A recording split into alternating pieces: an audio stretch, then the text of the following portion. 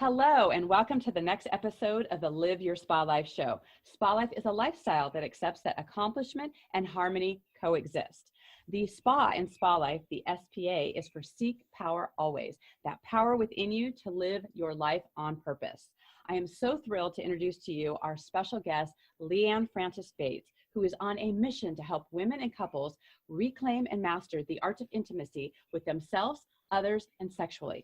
It is through intimacy and on these three levels that we can discover how to live a life that is truly ours and tap into it with more love, success, freedom, and bliss in each of the areas of our life. Leanne, welcome to the show. Thank you, Diane. I'm thrilled to be here with you. I just want to jump right in here because I know our clients and our listeners are going to want to lean into this conversation. I'd love for you to talk more about how you take people from the bedroom to the boardroom and how this impacts all the different areas of their life.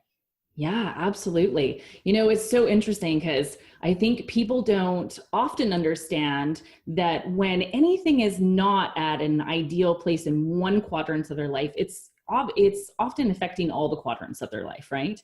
And so if a relationship isn't quite working at home, if we're having communication issues, if we don't have that passion, that spiciness, the juiciness that we desire, if washing the dishes sounds like a funner plan than spending time with your significant other, it's probably affecting you at work and with your kids and in different parts of your life. And also something that we don't talk about a lot, and that's the sexuality piece of intimacy, which is a piece of intimacy. People often think that's the whole intimacy, but it's really not. It's just a piece of it, is that our sexuality it's a creative energy force. And when that is stifled or it's blocked or it's not flowing, it's affecting our creative powers in all of our life, our ability to create money, to create the things that we want, to create the opportunities to attract in the people that we want. It's so funny because I talk to people lots and they think that sexual energy is like, I'm going to attract this person in because we want to have some sort of relations with each other. But really, when you really have that juicy energy flowing, it magnetizes people to you.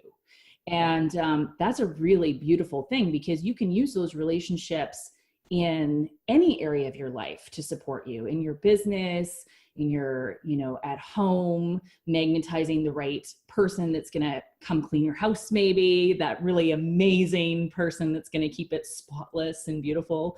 And like a partner, right? That's the most obvious one. Well, what I love about this conversation is you're so right on. A lot of people think of, sexual energy as being something that happens just in the bedroom, but the energy of sexuality and sensuality is who we are, that creative energy that when we have that, we can use that in all the different areas of our life in a way that, it connects us to people, right? It's that juiciness that we have around life. And I know that, one of the things we talk about here at Spa Life is about having how you create your environment, right? The container that you create for yourself in all the different areas of your life that pulls you into that. In fact, I don't know if you've heard, they've had some studies on something called the blue zones about the different regions of the world, which people live the longest and are the happiest and the healthiest. And it says that your environment is the number one thing that increases your happiness. So this is the environment. We want to look at all the different environments that affect us. And I love how you take people out of their normal environment and have what you call play shops. Tell us a little bit about that. Oh, yes, I know. I borrowed that from a friend. The first time he said play shop, I was like, oh, bless your heart. That's what I do too. I don't have workshops. Who wants a workshop? Right. Yes, I do play shops. And I have different levels of play shops, right? So, we can come in and we can just learn about sensuality and erotic language and how touch is and the different ways that we can be with ourselves and be with other people. And really, in a sensual awakening environment, it's really about first connecting with ourselves and really learning deep presence and acceptance and love and what we like. And then it's learning how to apply those skills to a relationship with someone else. And it's so beautiful. We do eye gazing and some tantric, connection and meditation and how to clear out what's not working as well, right? Yeah. So that we can make space for more of that juicy sensual energy as well. I love this so much because, you know, a lot of times people think of they have to be with a partner, right? That they have to be with someone else. And, you know, I love bringing into the conversation that, you know, this is self-care is such a big thing that we talk about here at SpaLife, and the self-care for yourself, to actually be in love with yourself in a way, because when you love yourself and when you are taking care of yourself and that self-care, you know, it's in the overflow of that that we can give to others and connect with others. And people see that, right? That isn't that part of that magnetization that people have, is when you've taken care of yourself. Absolutely. And I mean, it runs even like, you know, I'm a mom, and I can tell you the minute that I decide to not do my regular scheduled self-care, I notice that I change as a mom too. I'm not now in that overflow state, and I'm not offering her all that I have either. And I'm not able to be as present, right? And so it affects how we parent, it affects how we, you know, connect with other people, it affects how we feel inside. Right. You know, we can only give as much and as good as we feel inside here. And so if you're not feeling healthy and vivacious and awesome, and you're not loving your body, and you're not, you know, loving your life, that comes across in all of your relationships and communication. So yeah, absolutely. Self-care is huge. I totally agree with this. And, you know, I know that, you know, there's so many people that live by default, like they just kind of let life happen. And I know that you are very conscious, you know, something we have in common of like, you design your day, you design your life, and you're conscious about that. What are some of the things that you design to, you know, create your spa life? Yeah, I love that you talk about this with people because it's so important. Like when I see people living by default, I'm like,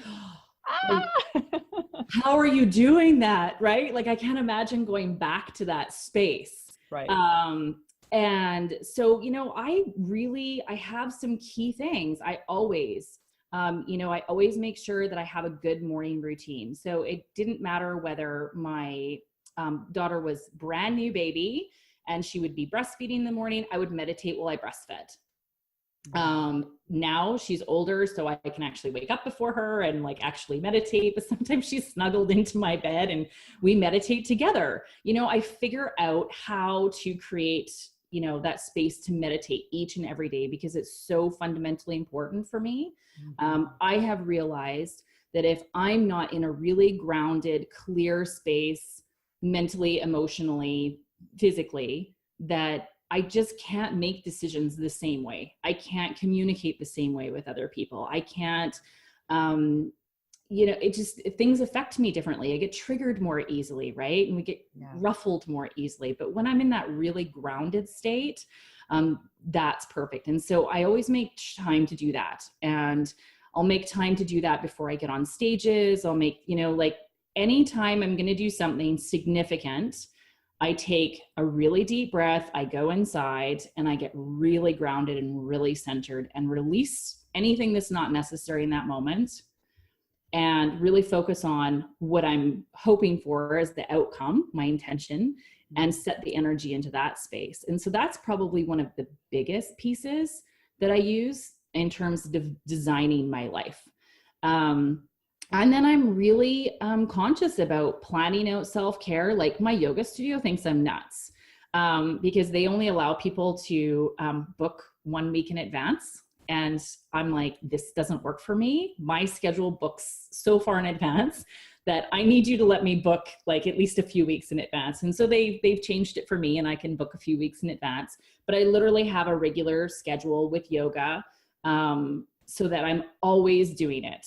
And same with my Pilates, you know, like all of that. And then I have a swim afterwards. And like this is all very consciously designed because I go do hot yoga, right? And after my hot yoga, I know that the best way for me to sort of cool off and like keep my body moving is having a nice swim. And endurance exercise works best for my body as well. So I'm always sort of incorporating some kind of endurance.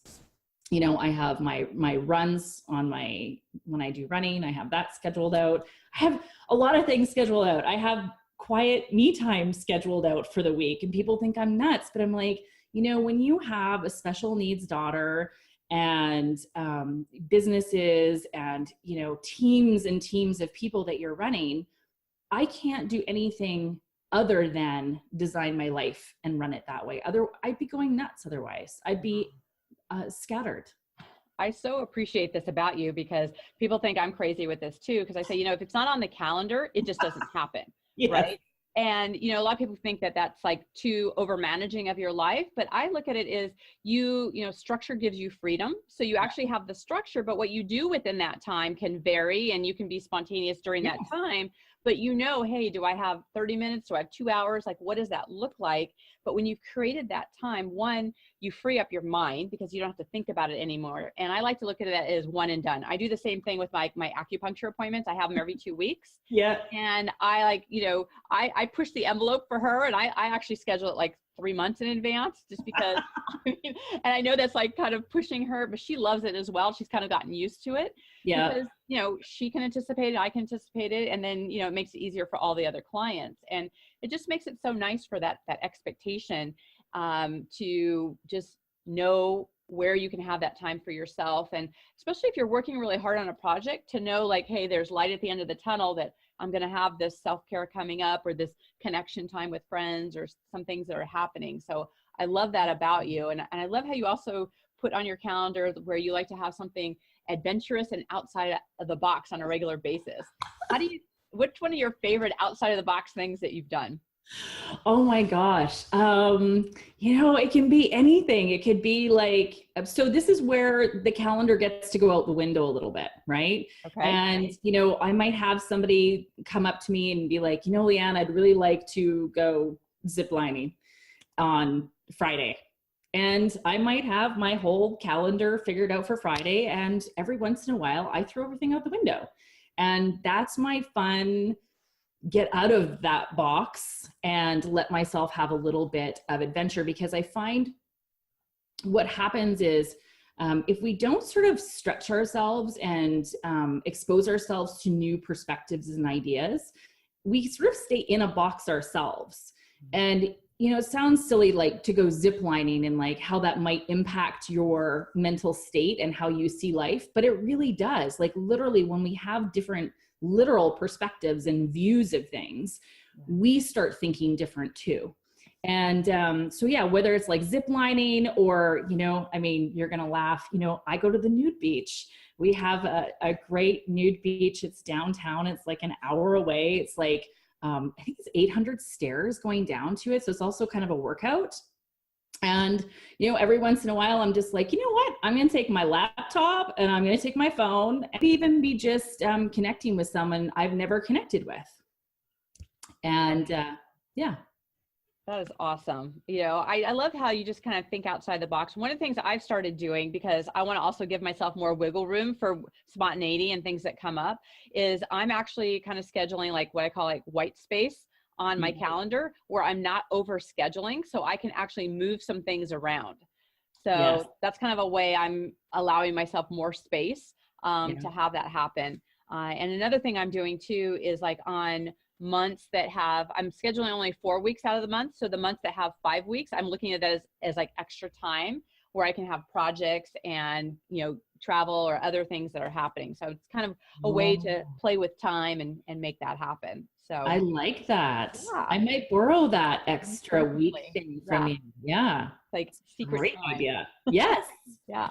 Right. So, I know you mentioned in terms of, you know, there's like the busyness that comes up for everybody, you know, where it's such an excuse in some ways, because we really do get to create our time and looking at some of the secrets to have more impact and not let busyness really hold us back. I love how you've mentioned about self-care is part of having a clear mind and a healthy body. Can you elaborate a little bit more about that? Well, I think what happens is when we get into busyness space, it's usually because we're not clear and we're not focused. It's absolutely proven that we actually don't multitask. Like multitasking does not exist. And when we actually move from one task to another, there actually is a time, it actually takes our brain time to move into that extra task. Yeah. And so I think busyness is caused a lot by, you know, like, it really bugs people because I turn my phone off a lot. But for me, that's essential in not having that busy life. Because, and that's part of my self-care too, really, because I don't want my phone going off and interrupting. If I'm in a creative task, I want to focus there and get that done. And it's interesting, like when we are focused and our mind is clear and we're grounded and our body feels healthy, how much easier it is to focus. You know, if I'm sitting down to a creative task and my body doesn't feel good, or I'm like thinking about some sort of, challenge that's going on maybe for my daughter, or that's going on with my business in a different area. Now I'm not focused in that creative zone. And now it's going to take me maybe twice, 3 times, who knows how much longer to do that task than if I'm clear and focused and sitting down to do it.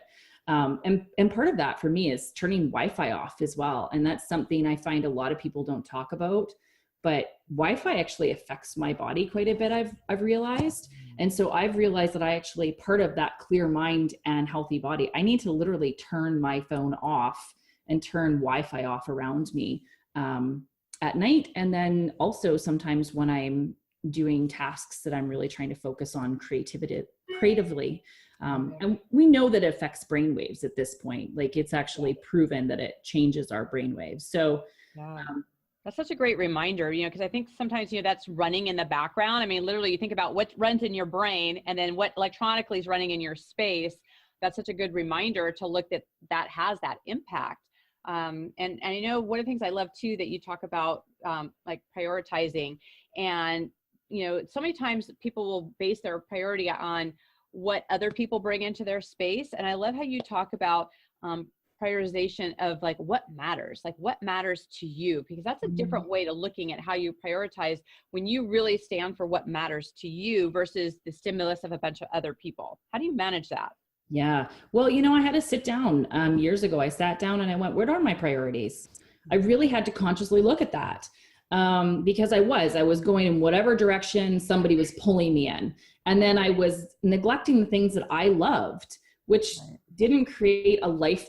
There's an effect that it has. And so I really sat down and I went like, what is my top priority? And my top priority was me, because my second priority was my family. And there was a little part of me that wanted to put family first, I think, because that's how I was raised, is to put family first and to put other people first. But what I really realized is that I couldn't be there fully for my family unless I was fully there for myself first. And so I had to prioritize me, and then I had my own health, and then I have to prioritize my, my family based on how I felt. And then from there, the list just ran, and I started just looking at the list and going, okay, like what's included in that and what's included in this. And even when it comes to my business, I prioritize my teams differently.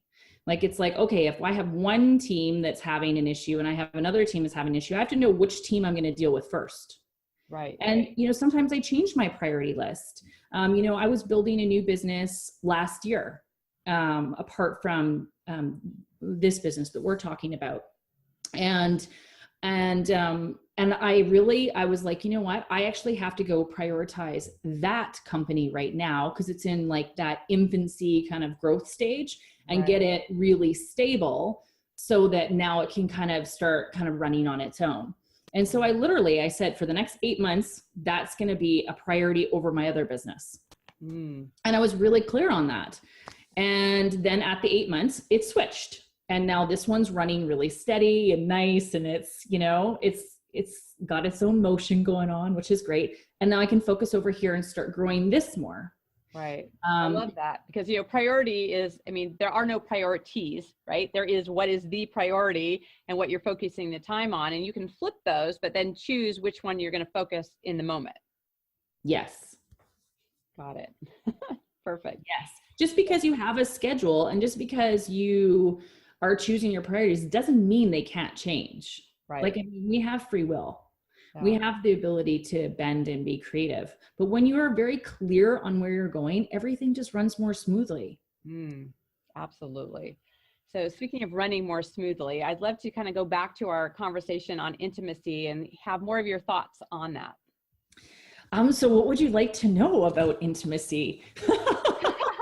Let me see. I doing this work fully, just intimacy, was that I was meeting people with all sorts of issues on intimacy.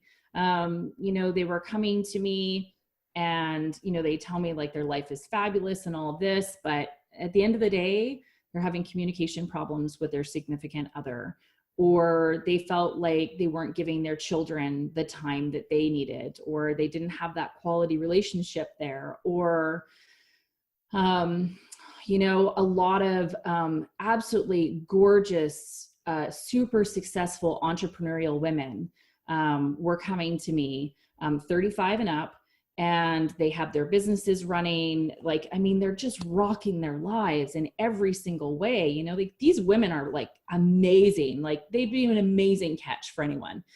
And they were single and they couldn't find a partner. And, why? Mainly the reason is that they had moved so much into their more masculine energy, if you will, to do well in business. And they had lost touch with their femininity, and they had lost touch with their sensuality, and they had lost touch with their sexuality because they didn't want to be seen as sensual and sexual in the business world. Because we have this thing, which I'm really trying to change. Women can be sexy and sensual and smart in business. We don't need to be one or the other, Amen, sister. We don't need that. There are gorgeous, amazing business women, and you hear the little whispers like, oh, well, maybe someone's supporting them, or maybe they're not so smart, or, because they're really sexy. And it's like, come on. Right. She's making millions of dollars. Like, I think she's probably got her head, screwed on right there. Right. And then we see sort of the more masculine business women, and it's like, oh, I can like really respect her and really listen to her, but oh, she's kind of like a man. Right. And it's like, we need to get rid of that. So people hear about it on both sides. Yeah. It's crazy. And I really see that in my female clients, and in like that are very successful entrepreneurs, and then in their businesses, and they have this going on. And the thing is when I get them to release all of those ideas that they think society has, and the ideas that their male employees might see them as being sexy and things like this, and we just leave that, and they really step back into all that they are. So they discover their sensual self. They discover their juiciness again. They discover their femininity again. Then all of a sudden, like everything starts shifting for them, and they'll come back. They're making more money. They're actually doing better in their businesses. They usually attract like this beautiful partner, and everything just starts like coming together. But it starts with them, and it's this interesting thing. Like people will often, I'll hear feedback that like they're not having the intimacy in their life, and it's because there's no one out there. Right. Or it's the people that they're doing business with, and that's why they can't like have these really strong business partnerships and relationships. Or it's like, it's the same, whether we're talking dating or business, it's the same thing. Right. And it's like, it's not the outside world. It starts here. We need intimacy with ourselves here. Right. And it means really discovering all of who we are and stepping into it. And then when we do that, allowing ourselves the vulnerability to share that with others, and to be present with others, and to give them the same love that you give yourself. And that means starting to look at people a little bit differently, and rather than seeing what's wrong with them, seeing what's right with them. Right. And appreciating that in every person that you meet. And you will find things will shift, and you will gain so much more intimacy in every level of your life, which does nothing but bring you more pleasure and more, success and more excitement and all that great stuff. Oh, that is so beautiful. One of the things I love about the breakdown of the word intimacy is that, into me, I see, where the intimacy starts with yourself. So I love that so much. And, I just love how, that is another environment that people are creating for themselves with other people. And, before I forget, I always love to ask my guests, we have different experiences in our home. Like we have a different experience in our bedroom versus our kitchen or our office. And I'd love to know, what is your favorite room and why? Oh, my favorite room and why? Yeah, they're so different, right? Yeah. I'm like, yeah, I love, like, my kitchen is for like giving love to other people through food and nurturing and that sort of thing. And my living room is like, my living room's interesting. That's like my fam. Yeah. You know what? I probably like my bedroom the most. Yeah. I don't think my bedroom is like, I've got like beautiful red satin sheets and like white leather bed and like, like, I mean, yeah, gold in there and crystals and like, it's a A luxurious. luxurious room. Exactly. And like at the end of the day, like climbing into that bed and it feels so nice, and even like in the morning, like, that feels nice. And like, well, I have very sexy times in my bedroom as well, like I'm not your normal girl. So, I have like, suede floggers that I have in red hemp rope for bondage and things like that. Little 50 Shades. Yeah, a little 50 Shades, but I have it like all in more sensually, honestly. I don't do any kind of kink in a way that's, the way that I practice is very sensual. So everything is designed to stimulate senses and create safety and connection and that sort of thing. But that's really fun. I get to do all that stuff in there and I have it all organized and it's kind of fun because you can't see it if you go in there, but it's there. Right. And then also there's like the sweet moments, like when my daughter wakes up in the morning and the first thing she does is she's like, comes to my room and it doesn't even matter if I'm already up. She just snuggles into my bed and I get in there and we cuddle and we have like a few minutes of cuddling with each other every morning. And that's so special to me too. Right.